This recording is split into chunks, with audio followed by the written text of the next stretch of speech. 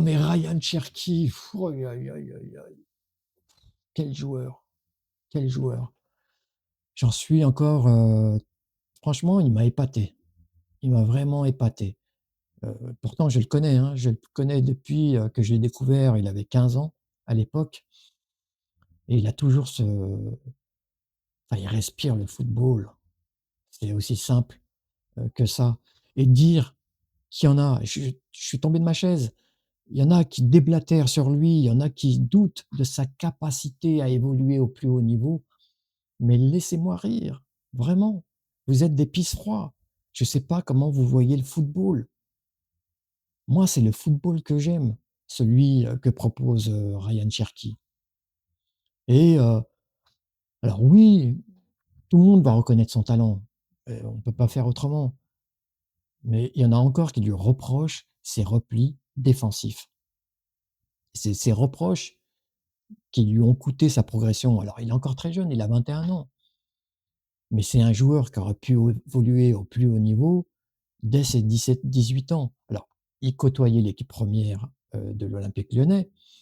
Heu, moi, je l'ai découvert à l'âge de 15 ans, à l'académie lyonnaise. J'allais voir des matchs donc notamment en CFA, où il jouait donc avec l'équipe, réserve de l'Olympique lyonnais et déjà, je voyais sa façon de contrôler les ballons, sa façon de se tenir sur le terrain avec ce port altière, cette tête, levée comme ça, très fier, c'était un joueur particulier sur le terrain et sa vision, sa vista, non, sa vision, c'est encore plus que la vista, c'est vraiment une vision, qui n'est pas donnée à tout le monde et on a freiné sa progression parce qu'on lui reprochait ses replis défensifs. Et je me souviens encore, alors il a participé à la Youth League où il avait été extraordinaire, notamment le match contre City. Je vous invite à aller le voir ce match avec un but qui m'a rappelé Van Basten en finale de l'Euro 88, un but excentré. Heu, voilà, Ryan Cherki, il pue encore une fois le football, je peux pas dire les choses autrement et on lui reprochait ses replis défensifs, tout comme on reprochait à Hatem Ben Arfa, qui a évolué aussi à l'Olympique Lyonnais. Ses replis défensifs et je me souviens c'était en 2008, il me semble, où Alain Perrin, le coach de l'époque, l'avait placardisé. Il l'avait mis sur le banc, on s'était passé de ses talents pendant 6 mois de l'année, parce qu'il lui reprochait ses replis défensifs, alors qu'il avait du feu dans les jambes à l'époque. Il était extraordinaire et donc on a freiné aussi la progression de ce génie. Alors j'espère que concernant donc la suite de sa carrière, ça en enfin, ça sera autrement que pour celle de Hatem Ben Arfa, mais il faut arrêter avec ça. Il faut arrêter de penser le football de façon négative. Ces joueurs-là, il faut les laisser respirer, il faut pas leur donner de consignes défensives. C'est contre-productif, c'est contre-productif.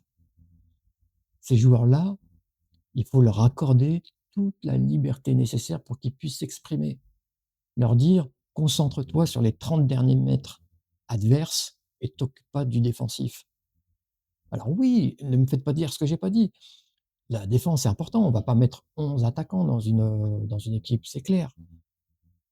Mais la défense ne doit pas prédominer sur l'attaque et aujourd'hui, on assiste à un football de crispation, un football de jeu d'échecs et surtout, surtout, surtout ne pas prendre de but. Alors là, sinon c'est la catastrophe. Donc, on est campé sur ses positions, on mise tout sur la défense et on laisse venir l'adversaire. Ça me rappelle d'ailleurs ce film, Joyeux Noël, pour ceux qui connaissent, avec Diane Kruger et puis Guillaume Canet. Alors, ça se passe pendant la Première Guerre mondiale et vous avez 2 tranchées comme ça qui s'observent. Une tranchée avec des soldats français et puis à une centaine de mètres, une tranchée avec des soldats allemands et voilà, vous avez une guerre de position, ça s'appelle comme ça, je crois, où vous avez de longues, longues, longues phases d'attente, donc de longues, longues phases d'ennui avant la guerre proprement dit, où tout le monde s'écharpe. Et ben, c'est ça le football de haut niveau de nos jours. et le spectacle s'en ressent. Le spectacle est d'une qualité médiocre, malheureusement. Le football, c'est effectivement les résultats et les coachs le ressentent tous les jours, malheureusement. C'est vrai qu'on est on est en Europe dans des systèmes, de promotion et de relégation, donc forcément ça pèse sur la vision, sur l'approche du football pour ces coachs, effectivement, heu, mais cet enjeu qui est énorme pèse de plus en plus sur le jeu et le spectacle s'en ressent. Alors, le football reste un produit de qualité, le football est universel, il se monnaie très cher, mais je pense qu'au bout du compte, les spectateurs vont s'en lasser. Alors peut-être que ça sera un mal pour un bien, quand je dis ça, je pense au foot féminin, peut-être que les spectateurs qui sont frustrés de voir ce football, et moi j'en fais partie parce que j'ai été vraiment très frustré de ce que j'ai vu à l'Euro, par exemple. L'Espagne a été championne d'Europe, heu et j'ai trouvé que la qualité du spectacle était d'une pauvreté, voilà, c'est presque à m'en dégoûter. J'étais loin, loin, loin du football que j'aime, le football incarné par des joueurs comme Atem Ben Arfa ou Ryan Cherki. Encore une fois, regardez la masterclass de ce joueur contre l'Espagne.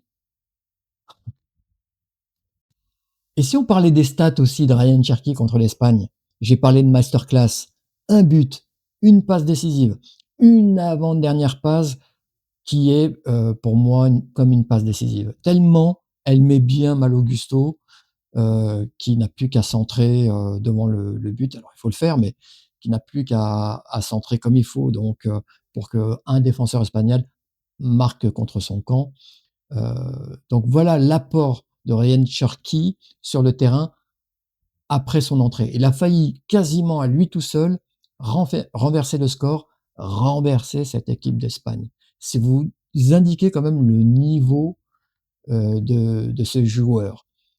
Il est fait pour porter la tunique bleue. Il est fait pour jouer ce type de match. Il faut arrêter de déblatérer sur ce joueur à tort et à travers. Il est fait pour ces moments-là et je me demande si on n'a pas affaire au nouveau Zidane. Alors, heu, calmez-vous, quand je parle de Zidane, je parle surtout au niveau de l'impact. J'ai parlé des stats, donc il a été très impactant et ça m'a rappelé, en plus, l'entrée en jeu de Zidane pour sa première titularisation. C'était contre la République tchèque, heu, on disait la République tchèque, ouais, la Tchécoslovaquie. À l'époque, c'était en 94. Il avait marqué 2 buts, en quelques minutes. Et donc marquer les esprits, à cette époque-là, comme l'a fait Ryan Cherki, et ce qui est, alors en plus là, Ryan Cherki, ce qui est quand même à souligner, c'est que Ryan Cherki est entré à la 63e minute de jeu. Zidane, pour sa première titularisation, était également entré à la 63e minute. Je dis ça, je dis rien. Mais des fois, il y a comme ça des signes, qui vous, montrent quand même qu'on a peut-être, sous les yeux affaire à, enfin, se dessine sous nos yeux peut-être la destinée d'un grand champion. En tout cas, c'est ce qu'on espère. Je me demande comment il pourrait maintenant sortir de l'équipe de France. Il a marqué énormément de points, aux yeux de Didier Deschamps, qui aurait peut-être dû, du coup, le titulariser d'entrée de jeu. Alors c'est facile à dire après coup, mais je me dis, il est dans la droite ligne de ce qu'il a montré toute la saison. En Ligue 1, c'est quand même sur 30 matchs, 8 buts et 11 passes décisives. Voilà un joueur qui a un impact au niveau offensif et qui, a fait un bond en avant et qui a répondu à toutes les attentes de beaucoup, beaucoup, beaucoup de gens, qui, encore une fois, doutait, de ses capacités à évoluer au plus haut niveau.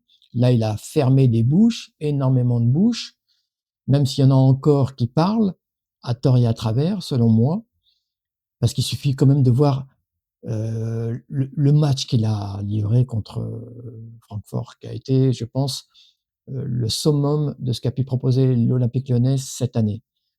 Toutes compétitions confondues, tout match confondu.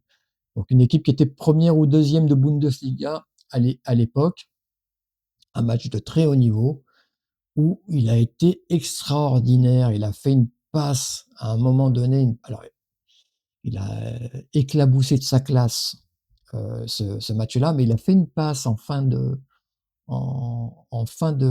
match pour, Fofana, extraordinaire.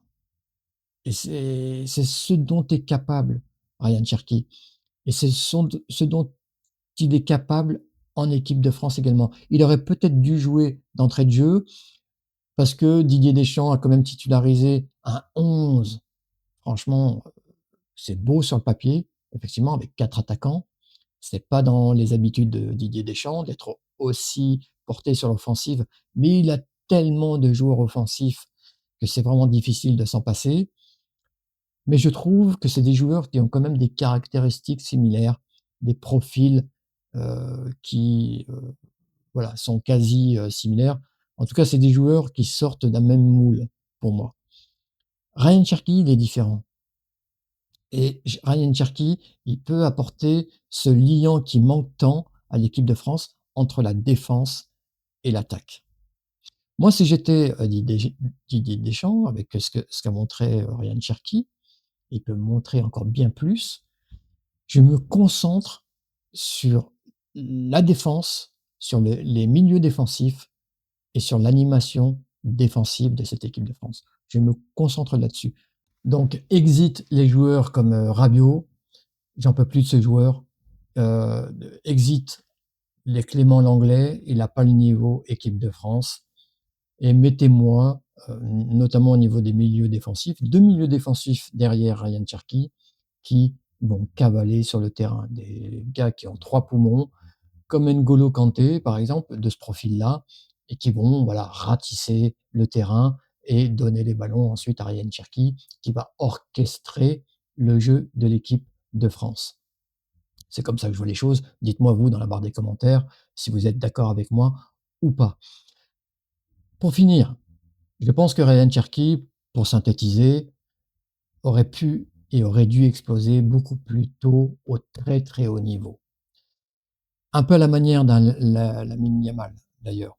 Lamine Yamal qui a su profiter donc du collectif, de l'équipe d'Espagne pour montrer de quoi il était capable et pour exploser donc à la face du monde, alors qu'en face, l'équipe de France, de manière un peu paresseuse, s'est reposée uniquement sur ses individualités en espérant qu'ils allaient, trouver, la solution. Donc on a eu, pour schématiser, pour, illustrer ça, on a eu un Lamine Yamal, resplendissant, et en face, un Désiré Doué, heu, qui a pratiquement raté tout ce qu'il a entrepris.